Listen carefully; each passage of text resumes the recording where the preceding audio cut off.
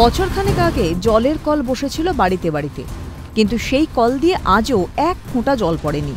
ফলে চরম সমস্যায় দুর্গাপুরে কাঁকসার মলানদিঘির ডাঙ্গাপাড়া অঞ্চলে মানুষজন। ভরসা বলতে পাড়ার একটি টিউবওয়েল, অনেক সময় অত্যাধিক চাপে সেটাও খারাপ হয়ে পড়ে। ফলে জলের জন্য হাপিত্যেশ করে বসে থাকতে হয় ডাঙ্গাপাড়া অঞ্চলে মানুষকে।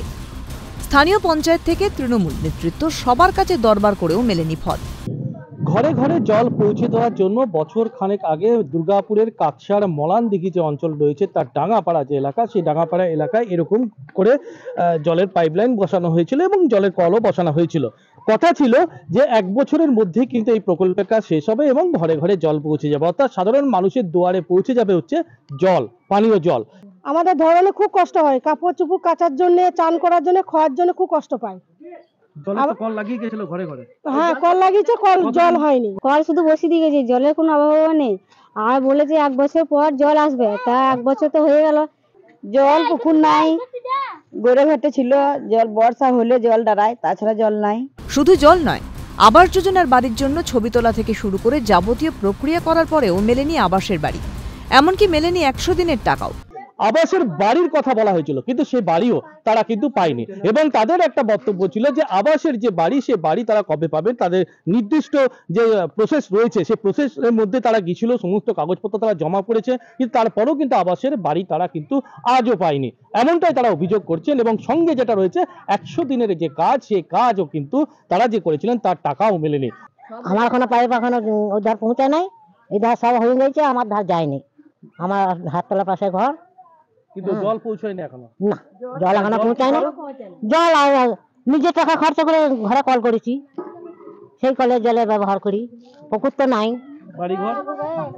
বাড়ি তো আমার আসে নাই।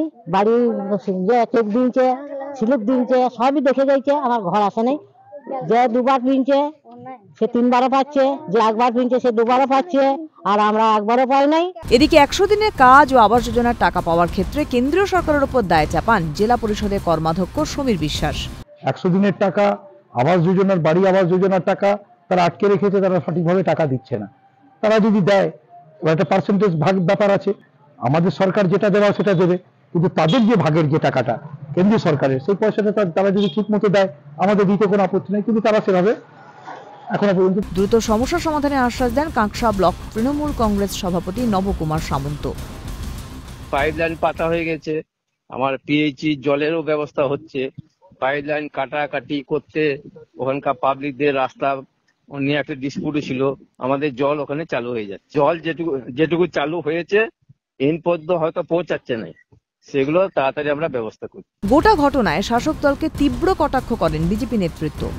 তো যে সকল 100 দিনের কাজ, আবাস যোজনার টাকা যে সকল এসছে, সেই টাকাগুলো তো মানে বেশিরভাগ তো পায়নি মানুষ, সব তো নিজেদের পকেটে ভরে গেছে।